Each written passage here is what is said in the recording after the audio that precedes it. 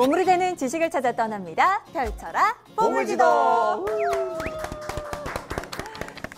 네, 뜬금없지만 두 분은 현재 아파트 생활을 하시나요? 주택 생활을 하시나요? 아니면 뭐 길거리 생활을 하시나요? 혹시 네. 어디 살고 계시는지? 사실 눕는 곳이 네. 다 내 집이긴 하지만 네.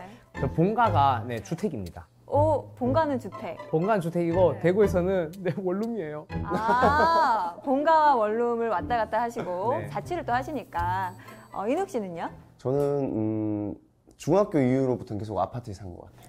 그렇죠. 아무래도 또 아파트에 쭉 살고 계시는 현대인들이 많을 것 같은데, 그렇다면 여러분이 생각하는 그 살고 싶은 집의 모습은 어떤 모습인가요?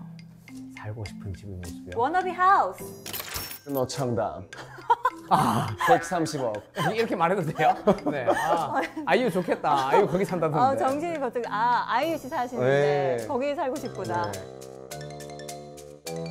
이렇게 저마다 생각하는 좋은 집의 기준은 각기 다를 텐데요. 그런데 오늘 함께할 선장님은 좋은 집의 조건, 이것이 있어야 한다라고 답을 해주셨는데 과연 이것이 무엇일지 선장님 모시고 여쭤보도록 하겠습니다.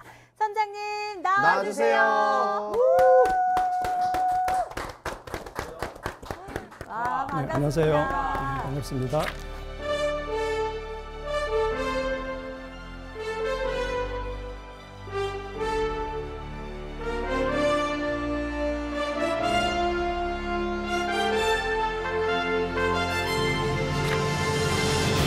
네, 선장님 저희 하는 이야기 들으셨죠? 네. 좋은 집이란 어떤 집일까 이야기를 나눴는데 선장님이 생각하시는 좋은 집은 어떤 집인가요?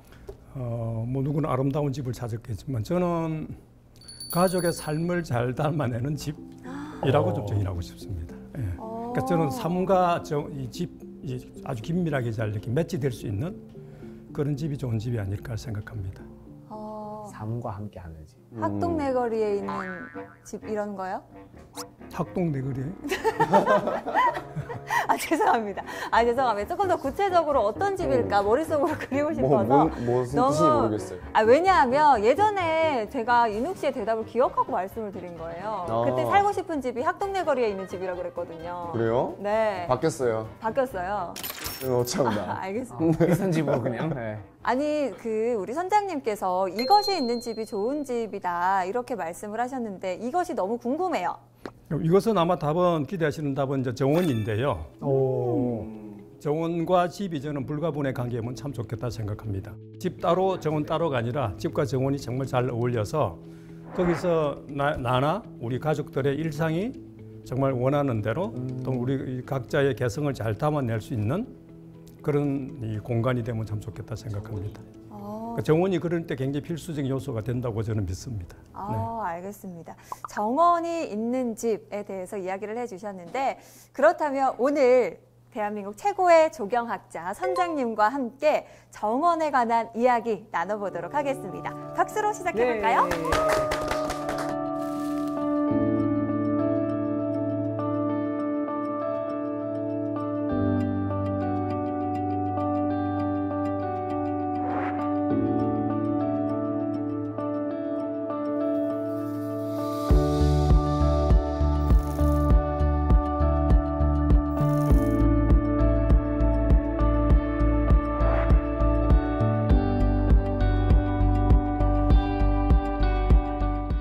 정원이란 정의를 내려보자면 한자로 정자를 보면요. 정자는 뜰을 말하고요. 원자는 큰 입구몸이라고 하죠. 네모 반듯한 게 있고 그 안에 이 원자가 있는데 그 원자는 여유라는 뜻입니다. 울타리를 쳐놓고 그 안에서 여유롭게 지내는 곳. 그 여유를 지낸다는 것은 먹거리도 있고 즐길거리도 있고 뭐 보기 좋은 것도 있고 그렇겠죠. 그죠? 네. 그러니까 이제 여유롭게 되는 건데 그걸 우리는 정원이라고 이야기하고요. 정원을 말하는 가든이라고 하는 영어는 게르라고 하는 단어하고 에덴하고의 합성어입니다. 에덴과. 예. 그러니까 게르가 뭐냐면 enclosed, 둘러싸여졌다는 뜻입니다. 그러니까 그대로 해석을 하면은 둘러싸여진 에덴입니다. 예. 선생님 제 이름이 향원이 원이에요 원. 네네 아까 봤어요. 그 원자가 어떤 원짝이에요? 동산 원자인가요? 아쉽게도 아니에요. 네. 이게 오늘 죄송합니다. 제가 근원원이라서 제가 동산 원자를 정원이란 글자를 보면서 오늘 선장님이 제 이름의 원이 정원 원자였으면 더 반가워하셨겠다라는 생각이 살짝 들었었거든요. 뭐 이름 아니어도 반갑습니다. 네, 알겠습니다. 감사합니다. 그래서 역대로 많은 분들이 정원을 여러 가지로 이야기를 많이 하셨는데요. 우리 잘 아시는 이태리의 인문학자, 그 이태리 휴머니즘을 열었다고 평가되는 페트라르카라고 하는 그 시인은 사색과 성찰을 또는 시를 위한 가장 이상적인 장소가 정원이라고 이야기했습니다.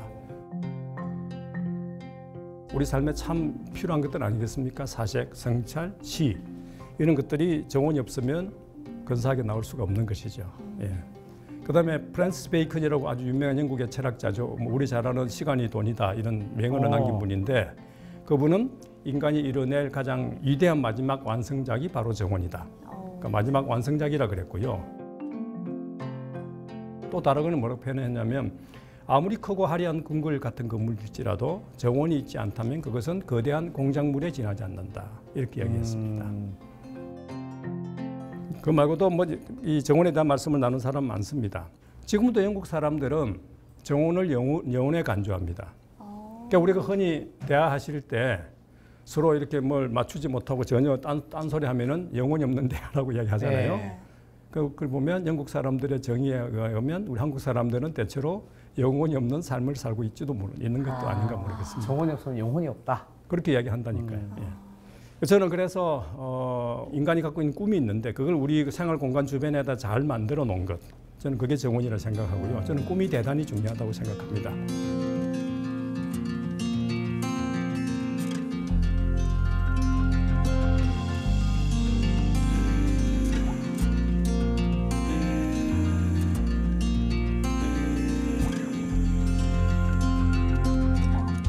(2009년) 봄인데요. 미국 대통령 부인 미셸 오바마가 백악관에서 화이트하우스 가드닝을 했습니다.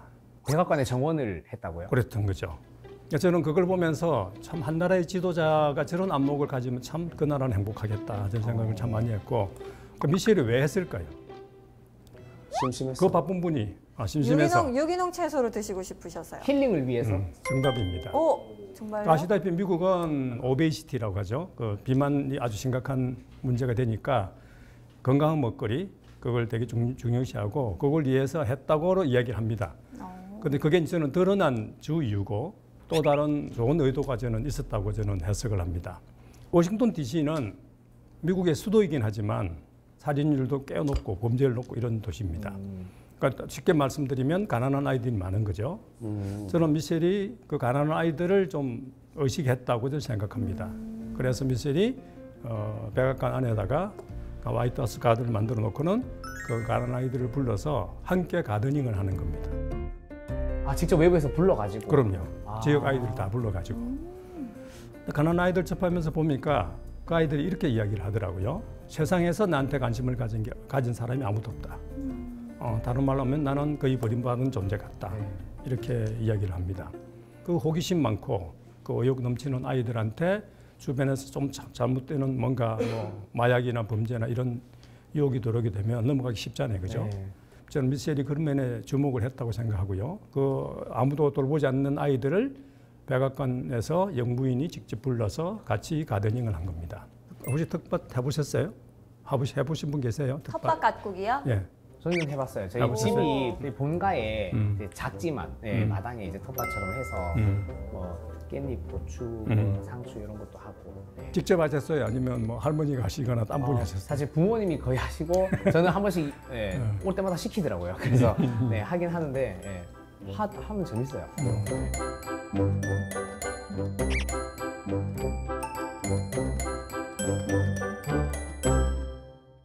텃밭을 하시게 되면 정말 상상보다는 생산이 많습니다.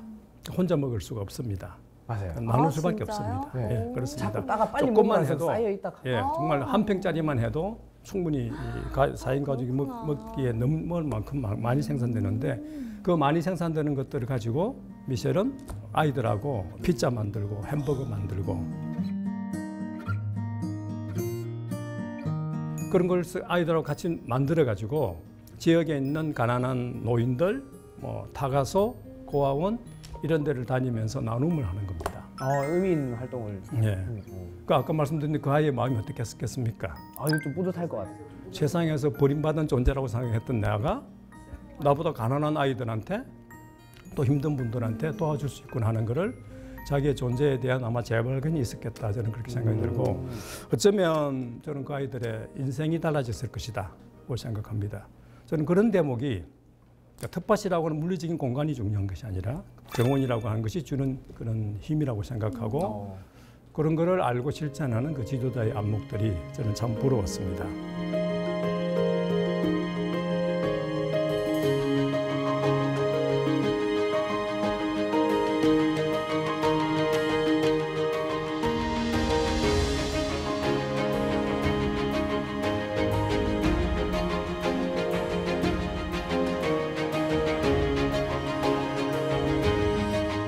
정원일에 대한 이야기를 뭐 서양에서 말할 때는 보면 항상 빠지지 않는 것이 케어, 보살핌, 그다음에 쉐어, 나눔, 그다음에 리스판시빌리티, 어떤 책임감, 사명감 이런 단어들이 항상 따라다닙니다. 그러니까 인간으로서 굉장히 중요한 가치 덕목들 아니겠습니까? 이런 것들이 정원에 되게 중요하게 관련돼 있다, 깊이 관련돼 있다는 겁니다.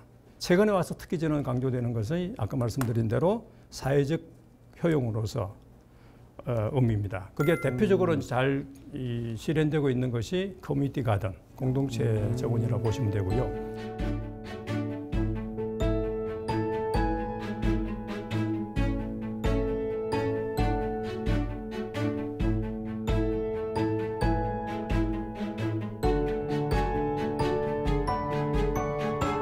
공동체 재원을 통해서 그 지역 사회나 공동체를 훨씬 더 살만하게 만드는 사례들은 정말 이 시대에도 무수히 많습니다. 예. 이 순간에도 정말 많이 작동되고 있습니다. 우리 사회도 꽤 많이 있습니다. 알고 보시면. 그래서 저는 최근에 와서는 정원을 저는 소셜 캐피탈이다, 사회적 자본의 하나다고까지 저는 강조하고요.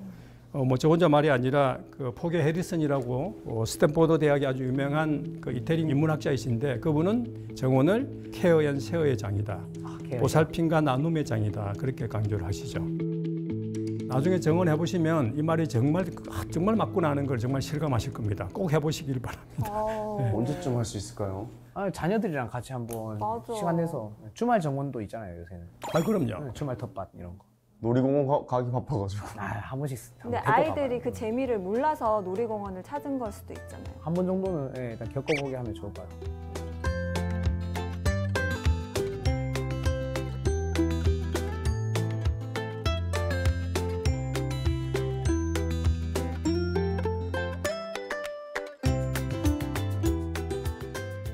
우리보다 앞서 살았던 명사들, 위인들께서 정원이라는 걸 통해서 당신들의 삶을 얼마나 근사하게 풀어나갔는지, 얼마나 깊이나 넓이나 두께를 더해가셨는지 이런 사례들을 가지고 한 말씀을 드려보도록 하겠습니다.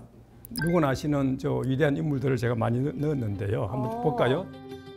조지 워싱턴, 토마스 제퍼슨, 제임스 메디슨, 그다음에 처칠, 헤세 이분들하고 우리 한국의 이규보, 이자연, 윤선도, 적양용, 인조, 숙종, 정조, 안평대군, 허균, 이황, 이희, 송시열 이르기까지 저는 참 훌륭한 정원가였다고 저는 주장합니다. 다들 정원가였어요? 네, 정원가였습니다.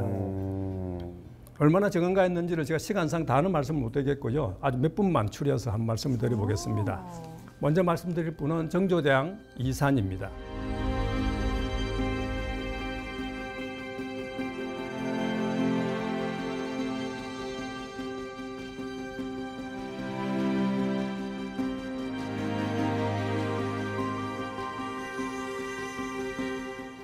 정조대왕 우리 뭐 유치원생도 다 알 만큼 유명한 우리의 역대 최고의 왕이신데 정조가 업적이 많아서 네. 여러 번 공부하다가 좀 외울 게 많은 분이라서 공부한 사람들이 처음에 싫어했어요. 네. 또 정조 나왔어. 그만큼 업적이 많으시고 확실히 훌륭하신 분. 네. 우리는 다 그분의 성공한 면만 보고 계시지만 사실은 그분은 굉장히 힘들었던 분입니다. 한번 상상해 보시죠. 뭐 어릴 적에 아버지가 할아버지에 의해서 그것도 뒤주 속에 갇혀서 죽었지 않습니까? 네, 사도세자. 예. 네. 그리고 세자가 되고 나서도 정적들이 세자를 정말 요즘 말로 개무시했습니다. 아. 예. 환영받지 못한 반대파가 많았던 그런 왕이었습니다. 잠도 제대로 못 잤겠다. 그럼요. 근데 그랬던 저는 정조께서 좀 전에 말씀하신 대로 그렇게 탁월한 업적을 남겨서 그렇게 우리한테 이렇게 많은 것을 남겨주실 때는 저는 정원이 정말 중요하게 작동됐다. 라고 저는 여기서도 주장합니다. 정원이 나오는 그렇습니다. 오. 궁금하시죠? 너무 궁금합니다. 정조의 정자가 정원의 정자랑은 다릅니다. 네, 알겠습니다. 첫 번째는요, 하나의 건물인데요. 정조가 주로 이용했던 궁은 장덕궁입니다. 창덕궁. 예. 장덕궁에는 아시다시피 후원이라는 데가 있거든요. 네. 후원 아시죠? 가보셨어요? 네, 요즘에 예약해서 들어갈 수 네, 네, 있잖아요.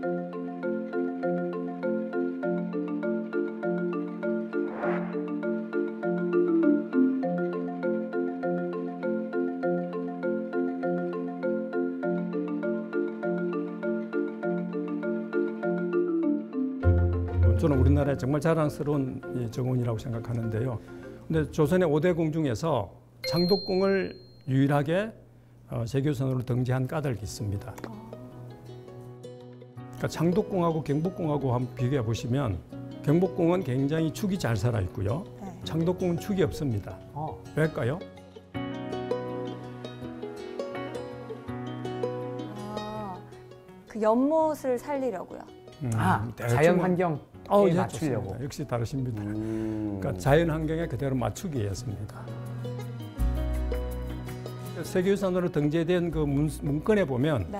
장덕궁과 후원이 쉽게 말하면 자연과 조화를 잘 이루는 그런 미학이 잘 구현되어 있다고 이렇게 아주 명시되어 있습니다. 그런 게 별거 아닌 것 같지만 다른 나라 가면 그런 게 별로 없습니다. 그러니까 우리만의 정말 독특한 좋은 미학입니다. 어쨌든 거기 중에서 정치적으로 이분이 어떻게 썼는가 하면 첫 번째는 후원의 상징적인 건물을 짓습니다. 놀랍게도 왕으로 즉위한 첫 해에 규장각 아시죠? 들어보셨죠? 규장각. 네. 예. 규장각이라는 건물을 후원 입구에 초입구에 높다란 언덕 위에다가 짓습니다. 아, 규장각이 저게 있구나. 그 건물이 2층이거든요. 후원 전체에서 2층 누각은 규장각이 유일합니다. 지금도. 이 규장각은 이름을 두 개를 줬는데요. 규장각과 주합루라는 이름을 줬습니다. 주암루. 주합루. 주자가 우주할 때 주자입니다. 네. 규자는 하늘의 별 중에서 그를 간장하는 별을 규라고 합니다. 그러니까 둘 다 우주를 상징합니다. 주합루는 그러면 우주를 포함할 수 있는 그런 누가 그런 거죠. 네. 그 규는 또 규장각은 하늘의 별을 가져온 그런 또 건물이고, 그러니까 그건 뭐냐면 둘 다 뭔가 하늘로부터 받은 쉽게 말하면 왕권의 상징으로서 하늘과 닿아 있는 그런 건물이라는 것을 상징적인 과시한 의미가 겁니다. 예. 그 이제 두 번째 건물이 또 그 안쪽에 있는 후원 안쪽에 있는 존덕정이라고 하는 건물인데요. 정자가 굉장히 독특합니다. 이중참화로 되어 있고요. 우와. 보시면 기둥도 바깥과 안쪽에 또 다시 오. 이열로 되어 있습니다. 희한하네요. 예, 그게 다가 아니고요. 천장에 보시면 저렇게 정룡과 항룡이 이렇게 서로 이렇게 교우하고 있습니다.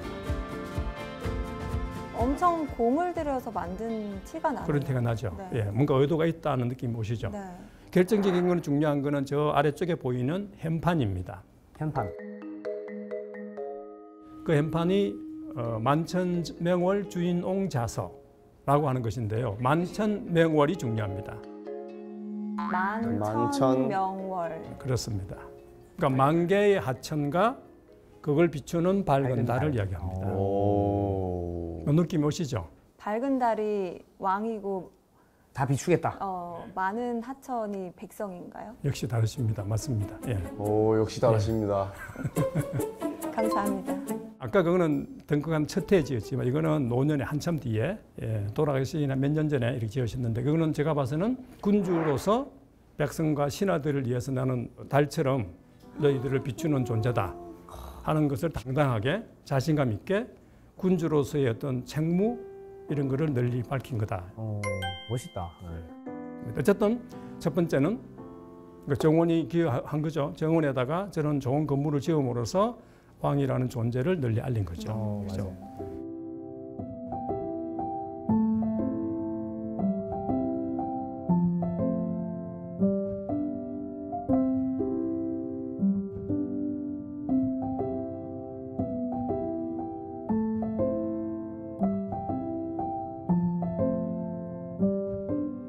두 번째는 저는 이것도 참 중요하다 생각하는데요.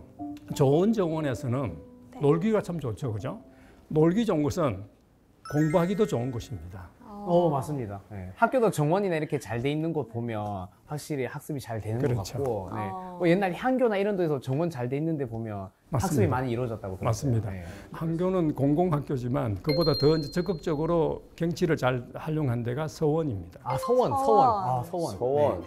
그 우리 서원들 대개 보시면 다 경치가 수려한 곳에 들어가 있습니다. 그 산수관에 들어가 있습니다. 서원의 중요한 기능은 세 가지라고 이야기하는데요. 제향, 제사를 지내는 것, 강학, 공부하는 것, 나머지 하나가 유식입니다. 쉬는 겁니다. 쉬는 거. 네. 그러니까 잘 쉬어야 공부 잘한다는 걸 우리 선조들은 아셨던 거고, 근데 놀랍게도 정조대왕께서 그걸 아신 거고, 아까 말씀드린 대로 이 규장각이 있는 건물은 바로 앞에 부용지라고 해서 가장 먼저 만나면서도 가장 아름다운 정원 연못이 있는 곳입니다. 그러니까 바로 위에는 이제 규장각이 있지만 아래쪽에는 연못이 있어서 그걸 같이 즐기는 거죠.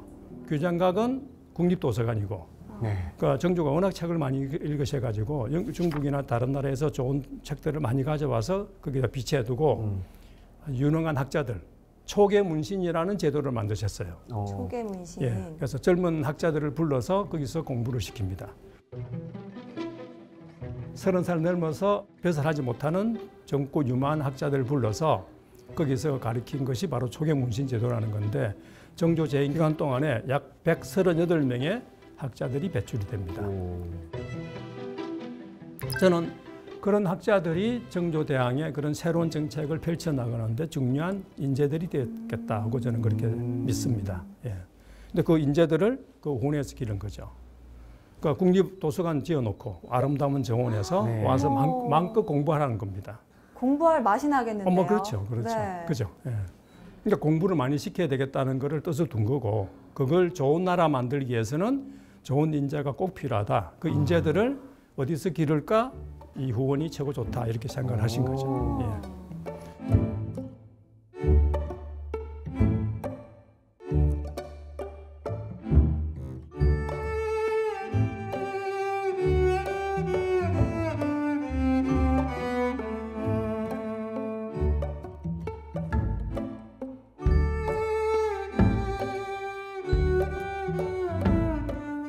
그다음에 이제 정조대왕의 세 번째는 그런 데서 공부만 시킨 것이 아니라 아까 논다 그랬는데요. 놀 때 정말 온갖 신하들을 불러서 거기서 잔치를 자주 벌이세요.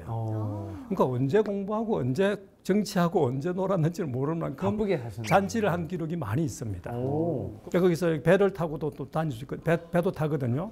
그러니까 요즘 보시면은 아주 입체적인 아트를 즐기는 겁니다. 그렇네요. 네. 조명도 하고요, 음악도 틀어놓고 심지어는 음식도 평소에 못 보는 음식들 뭐 이런 것들을 가져와서 그 신하들을 이렇게 좀 뭔가 꼬셔야 말을 잘 듣지 않겠습니까? 네, 뭐 그런 당근도 것들을 주고. 정말 다양하게.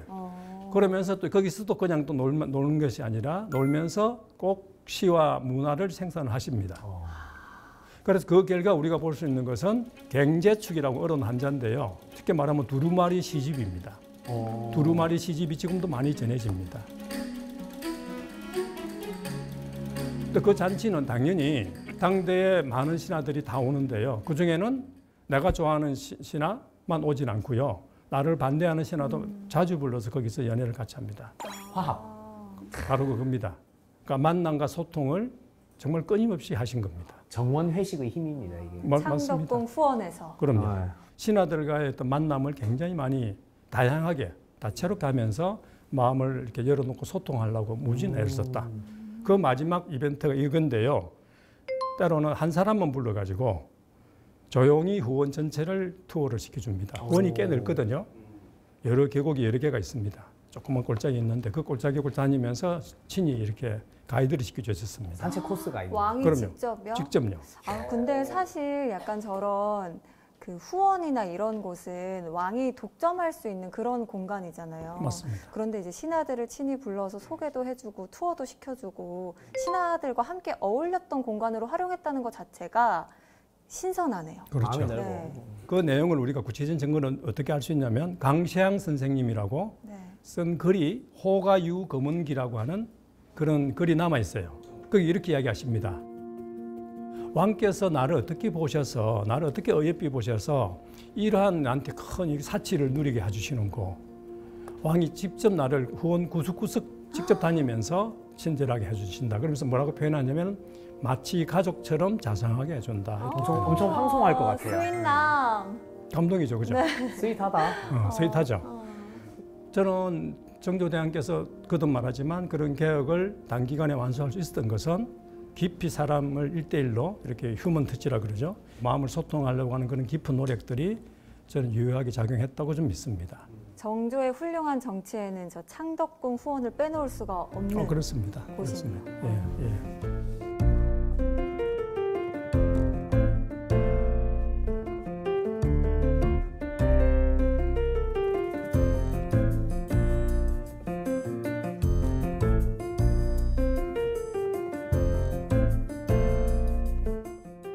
두 번째 인물은 우리 역사 속의 인물은 태계 이항이십니다. 5,000원짜리. 예. 이게 좀 이상하네요. 네. 처음에 나오신 분이 네. 그렇게 정정 부탁드려요. 네.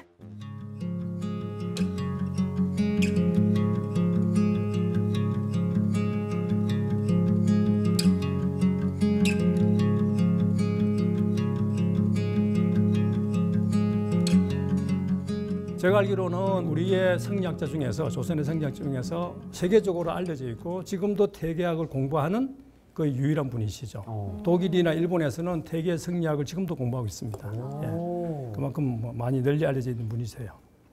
이 태계 선생님을 제가 깊이 있게 공부는 안 해봤지만 해보면서 이런 느낌이 들었습니다.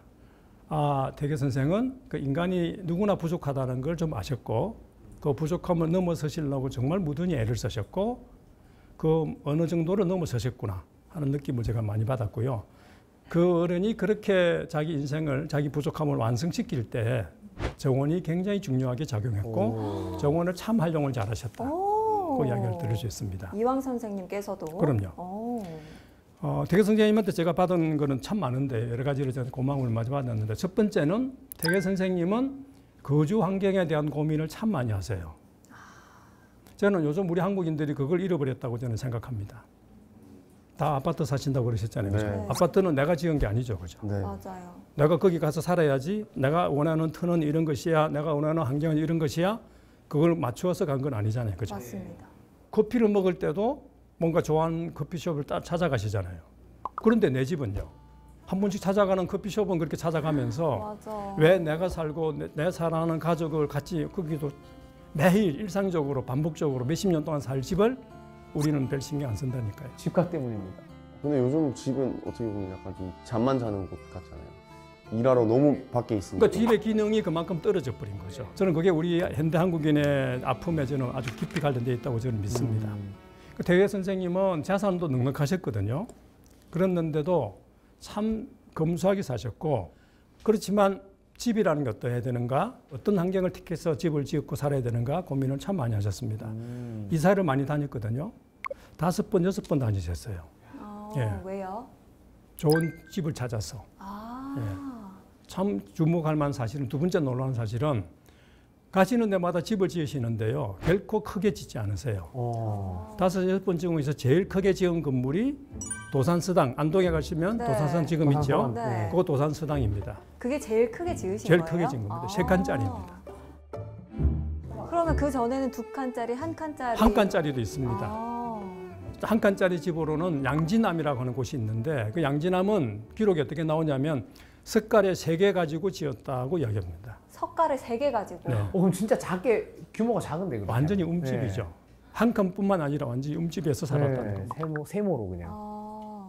그렇게 검소하게 사셨는데 놀라운 사실은요. 가시는 데마다 꼭 정원은 만들어 절겠다는 겁니다.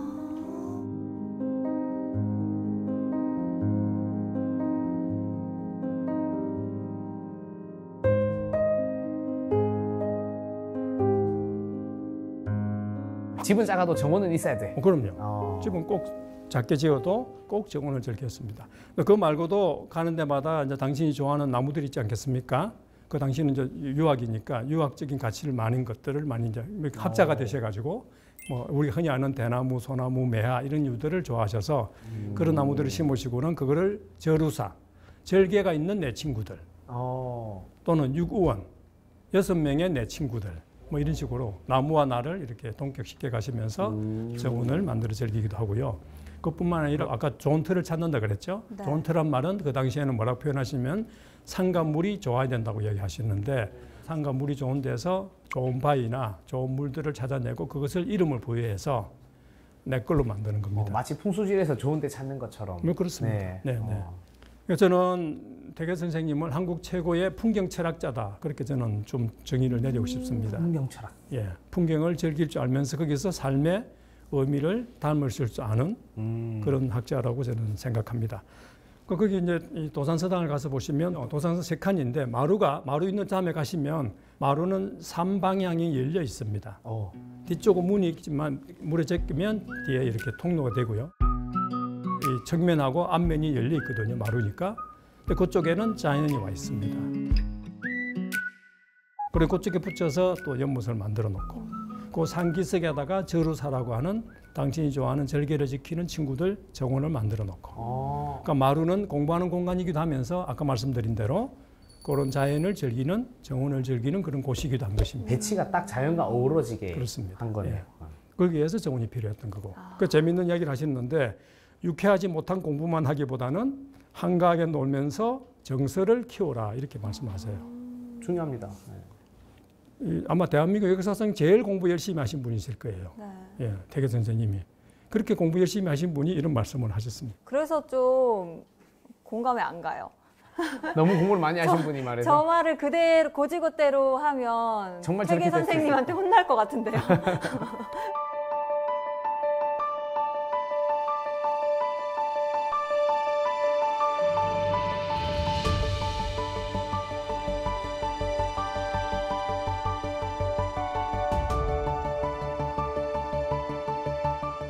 정원으로 들여다볼 그 명사 첫 번째는 토마스 제퍼슨입니다.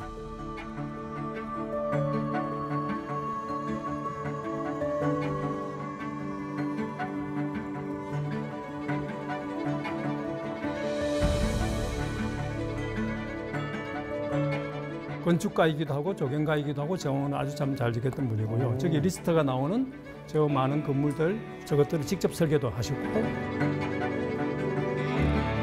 워싱턴에 있는 국회의상당도 직접 설계에 참여도 합니다. 제퍼슨 그러면 우리는 제퍼소니안 아이디어라고 그래서 제퍼슨이 꿈꿨던 그 꿈이 있었습니다. 아시다시피 그 시대는 미국은 신생국가였거든요. 그 미국을 이끌었던 지도자들, 흔히 말해서 우리가 Founding Fathers of America, 미국의 국부라고 이야기하죠. 나라의 아버지라고 이야기하는데 그분들의 고민들은 한결같이 같았는데 뭐냐면 빨리 저 영국 같은 유럽의 그 선진 문명국을 우리가 따라가야 되겠다. 그게 자기들의 꿈이었어요. 그 당시는 신생국으로서 너무 힘이 약해서 매번 뭐 프랑스나 영국에 시달렸잖아요.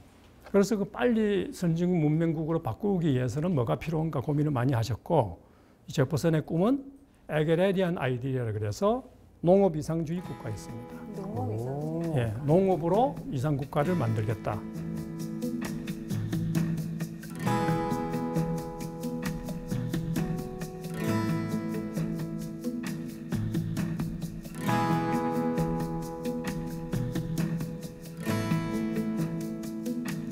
이분들은 재밌는 이야기를 했어요. 상업은 치팅, 속이는 것이다. 맞나요? 약간 남는 거 하나도 없어. 뭐 이렇게 우리 다 하시잖아요. 그렇죠? 그다음에 공업은 파괴하는 것이다. 자연을. 그렇지만 농업은 참되고 진실되다. 이렇게 얘기를 합니다. 경작이라는 말은 컬티베이터, 미개한 곳을 잘 해서 개간한다. 뭔가를 네. 문화적으로 바꿔준다는 뜻이 있거든요. 예, 그런 좋은 의미가 있었기 때문에 그렇게 믿어서 그런 아그라리아 농업 이상주의 국가를 꿈꿨고 비교적 다른 산업에 비해서는 자연친화적이다라고 그렇죠. 생각했던 거네요. 그러니까 그 당시 미국은 미국 국민들을 생각해 보시면 유럽에서 건너온 사람들이 대부분이고 아시안 우리나라 사람도 네. 가고 뭐 많이 갔잖아요. 아프리카에서 노예들도 많이 오고 그 한마디로 오합지졸이었어요. 근데 그 사람들을 데리고 빨리 신생국 미국을 빨리 이렇게 문명국을 바꾸기 위해서는 국가적으로 뭔가가 필요한데 뭐 요즘처럼 뭐 TV가 있습니까? 핸드폰이 있습니까? 그러니까 국민들을 계몽시키기에는 농업이 참 좋다고 믿었던 것 같습니다. 예. 땅은 넓으니까. 예. 그래서 자영농 위주의 농업 이렇게 얘기를 합니다. 어쨌든 지금부터 보실 저 몬티첼로라고 하는 곳은 제퍼슨의 사저입니다. 기미자 정원인데 저 집과 정원은 그런 제퍼슨 당신의 그런 꿈을 국가적으로 좀 이렇게 이루기 위해서 하나 만든 일종의 모범 모델 이렇게 볼 수 있습니다. 그런 의미가 있기 때문에 지금 저기는 세계유산으로 등재되어 있습니다. 보시면 오른쪽에 길게 보이죠? 저게 텃밭인데요. 이야, 크다. 저게 너무 아름답다. 길이가 300m나 되는 텃밭입니다. 그러니까 아까 제가 텃밭 조금만 해도 많이 생산한다 그랬는데 300m나 되는 텃밭을 만들어서 운영했던 까닭이 있습니다. 말무기 살리려고. 제퍼슨은 아까 말했잖아요. 농업 이상주의를 꿈꿨다 그랬잖아요. 빨리 농업을 미국에다가 퍼뜨려야 되는 거예요. 그 당시 미국의 농업 기술이 현저히 낮았죠. 유럽에 비한. 네. 그래서 불란서 가 있을 동안에 거기 식물학자들, 보테니카든 식물원 이런 데를 계속 컨택을 많이 합니다. 네트워크를 확보를 합니다. 그래놓고는 이 몬티첼로에 있으면서 계속 편지를 2만 통 이상 썼다고 돼 있어요. 그래가지고 계속 씨를 받습니다. 종자를 받습니다. 그래서 저기다 실험을 하는 겁니다. 농업을 보급하기 위해서. 보급하기 위해서. 내가 잘 먹고 잘 살기가 아니라 거기서 뭐 즐기거나 할 게 아니라 빨리 이걸 퍼뜨려서 미국 전체를 농업 사회로 만들어 나가기 위해서. 나라의 부흥을 위해서. 그렇죠. 부흥 위해서. 저 건물은 텃밭 가에 있는 파빌리온이라 그래서 우리를 치면 정자 같은 건데요. 저 정자가 독특합니다. 문을 다 열어버릴 수 있어요. 그럼 우리 정자처럼 그냥 비바람이 다 들어오는. 그러니까 제퍼슨도 굉장히 자연을 좋아했던 사람이긴 해요. 그런데 저 전망을 한번 보시죠. 겨울 풍경인데 보시면 완전히 수평선이잖아요. 그죠? 네. 지평선이죠. 그러니까 저를 맨 처음 여기에 이제 가이드해 주셨던 버지니아 대학의 역사학자인데 역사 교수님이신데 그분이 뭐라 그러시냐면 너가 여기서 산을 보려고 그러면 동쪽으로 산을 보려면 대서양을 건너서 포르투갈 가야 산을 볼 수 있다 이렇게 말씀하셨어요. 우리가 저런 거 보면 뭐라 그럽니까? 미래를 뭐 넓게 볼 수 있고 뭔가 뻥 뚫린. 네. 호연지기. 예, 호연지기나 미래에 대해서 긍정적인 걸 상상할 수 있잖아요. 저는 제퍼슨 저기서 책을 읽고 차를 마시면서 너무 좋아. 그런 신생국 미국의 미래를 한껏 꿈꿨을 거다 하고 저는 그렇게 큰 믿습니다. 꿈을 꿨겠네. 역시 저런 데쯤에서 있어줘야 큰 꿈을 꿀 수 있겠군요. 그렇습니다. 네. 우리도 만들어 봐야죠, 그죠? 죽기 전에, 그죠? 예. 이게 중요한데요. 이게 제퍼슨이 직접 썼던 가든이라고 하는 노트입니다. 정원 일기입니다. 우측에 보시면 날짜별로 정원 행위를 했던 것들을 다 적어놨어요. 기록을 참 잘했는데 중요한 게 거기서 끝나는 게 아니고요. 이걸 보시면 제가 일부러 색깔을 칠해놨는데요. 저 초록색 칠한 부분들을 보면 failed, 실패했다 이렇게 돼 있습니다. 해보니까 이랬다. 이 결과까지. 그럼요. 그러니까 글씨를 보면 좀 진하게 나와 있죠, 그죠? failed가 그 글씨가 한참 뒤에 썼다는 거거든요. 뭘 했는데 실패했다, 뭐 했는데 실패했다 이런 경험을 쓴 건데요. 이걸 연구한 어떤 사람의 그 논문을 봤더니 90% 이상이 실패했다고 뜬답니다. 그 말은 정말 단 몇 프로에 안 되는 성공을 가지고 그걸 미국에 퍼뜨려서 오늘날 미국의 농업을 이끌게 했다. 이렇게 볼 수 있는 부분입니다. 그만큼 많은 착오가 필요했다는 거네요. 그럼요. 네.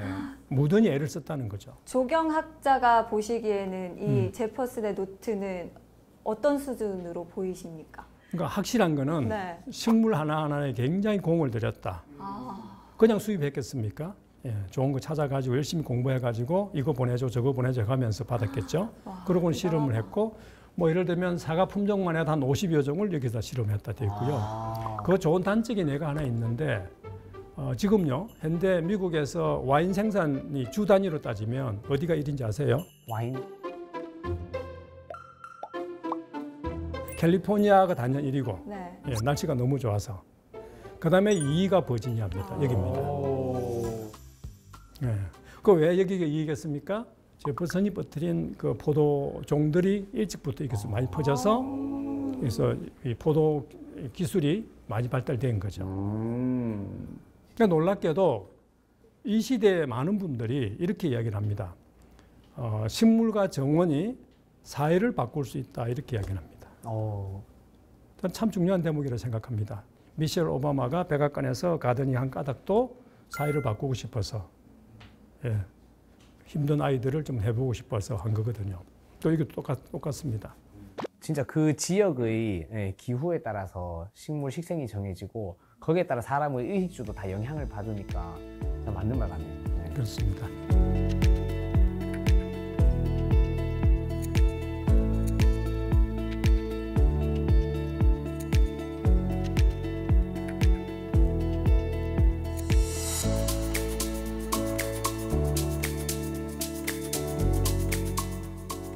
제가 말씀드린 그런 위인들 말고도 수많은 위인들이 미국의 대통령들, 영국의 처칠이나 찰스 같은 정치가 또는 헤세나 에즈워드, 제인 오스틴, 버지니아 울프 이런 많은 문학가들 그러면 철학자들 칸트, 게테 이런 사람들요. 수많은 분들이 정말 정원을 참 잘 즐겼던 분들이다. 똑같이 말씀드렸습니다. 그분들의 그런 빛나는 업적 뒤에는 정원이 있었다. 이렇게 이야기할 수 있습니다. 예. 그래서 이렇게 우리가 질문을 해볼 수 있습니다. 우리 잘 아신 헤세한테서 만약 헤세의 정원 생활이 없었다면 그 헤세의 그 깊은 내면에서 길을 올린 그 좋은 생각들이 정말 가능했을까? 저는 아니라고 생각합니다. 자, 그렇다면 저는 유인들만 그런 삶을 살겠습니까? 우리도 잘 살아야죠. 다 한 번 살고 가는 세상인데 또 우리 아이들은 나보다 훨씬 더 잘 살았으면 좋지 않습니까? 그런 우리 꿈이 있는데 그렇다면 나는 또 우리 가족한테는 과연 어떤 삶을 살아야 되는가? 그럴 때 우리는 어떤 정원이 필요한가? 이런 고민들을 저는 해야 된다고 생각합니다.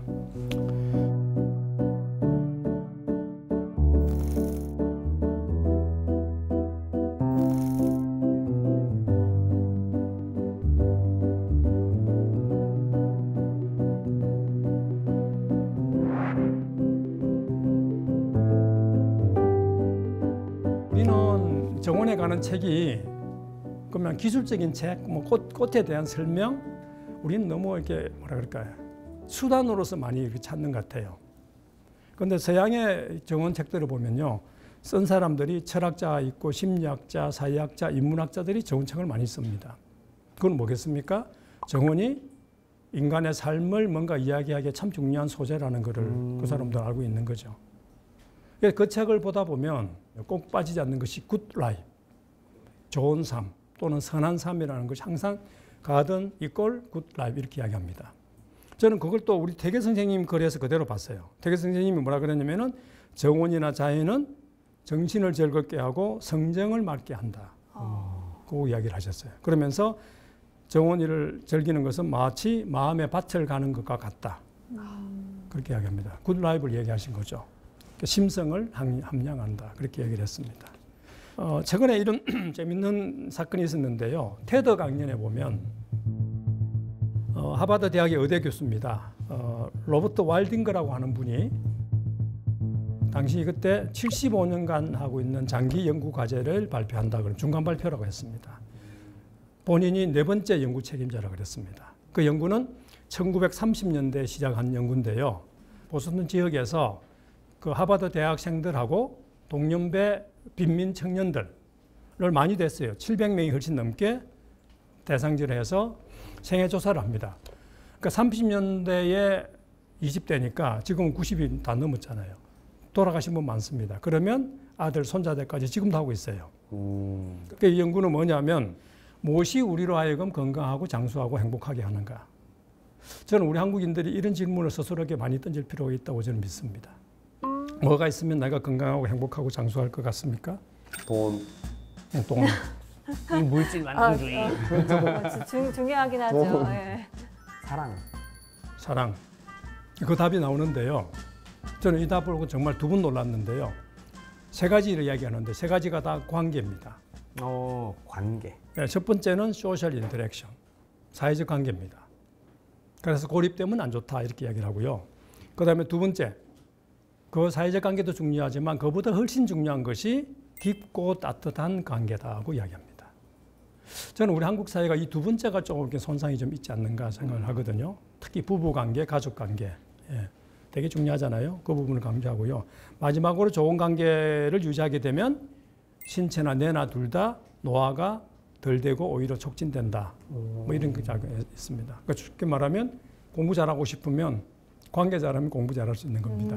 예, 학생들한테 제가 많이 묻는 말인데 재밌는 거는 이분이 말미에 이렇게 질문합니다. 그 관계 그 별거 아닌데 그거 왜 우리 그것 때문에 그렇게 골탕을 하고 있죠? 그러면서 자기가 답을 내립니다. 바로 우리가 인간이기 때문에 관계가 되게 힘든 거거든요. 성가시고 귀찮고 정말 신경 많이 써야 되고요. 짜잘하고 뭐 이런 거잖아요. 그걸 지속적으로 한다는 게 참 어려운 거죠. 맞아요.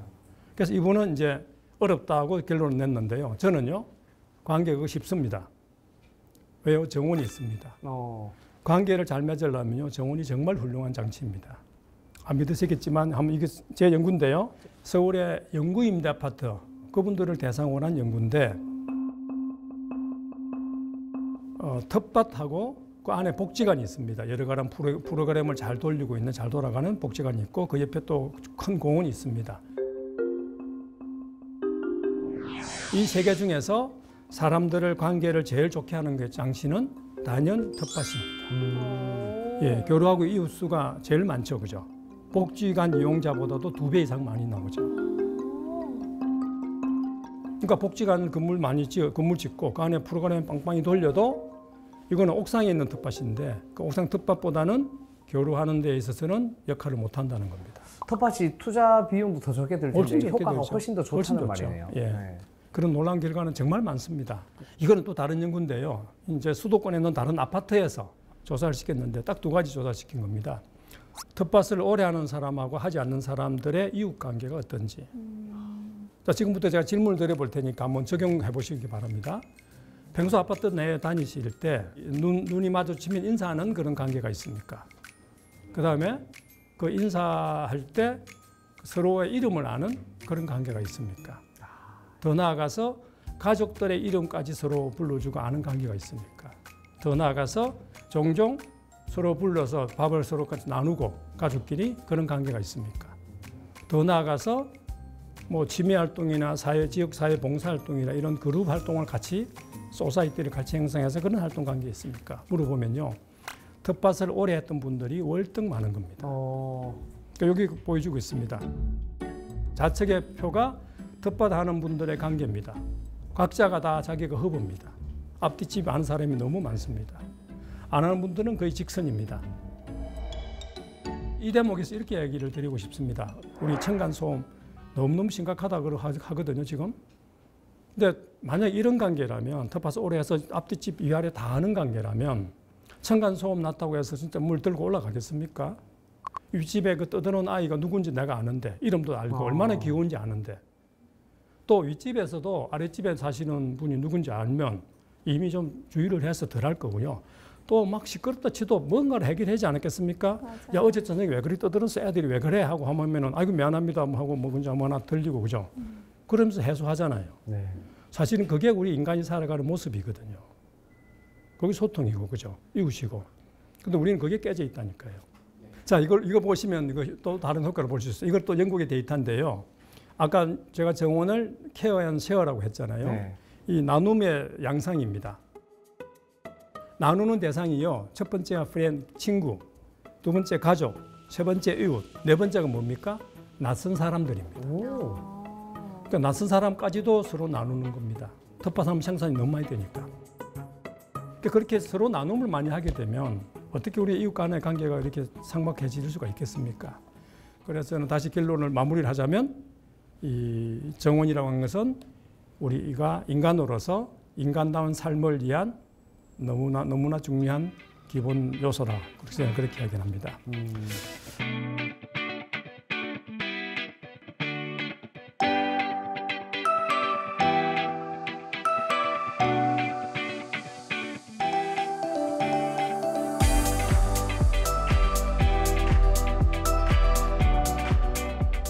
네, 현대인 사람들의 내면을 치유하는 방법, 정원을 통해서 자연을 가까이 하고 또 서로를 가까이 하는 게 또 방법이 되지 않을까라는 생각이 들었는데요. 오늘 강의 선장님께서 한마디로 또 정리를 해주신다면요? 그래서 뭐 여러 가지가 있겠는데요. 왜 흔히 우리가 책을 마음의 양식이라고 이야기하잖아요. 저는 정원일은 마음의 양식뿐만 아니라 몸까지, 몸과 마음 모두의 양식이다. 저는 그렇게 말씀드리겠습니다. 몸과 마음 모두의 양식이다.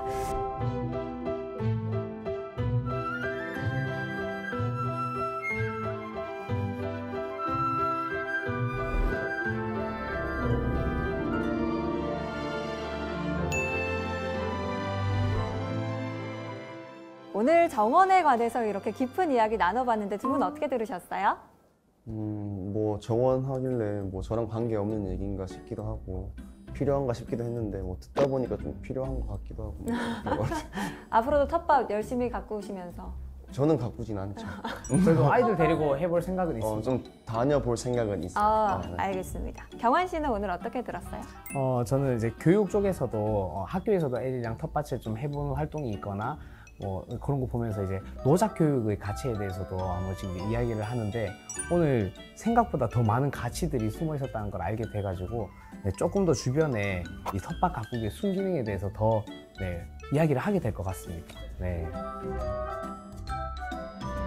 네, 현대 사회는 흔히 무채색으로 표현이 됩니다. 우리 일상을 활기롭고 다채롭게 만드는 가장 좋은 방법, 바로 자연의 색, 정원을 가까이 하는 게 아닌가라는 생각이 듭니다. 오늘의 지식하게는 여기서 마무리하고요. 다음에도 또 어떤 지식항에 떠나볼지 기대해 주시면서 함께 외쳐보겠습니다. 다음 주에도 찾아라 보물총!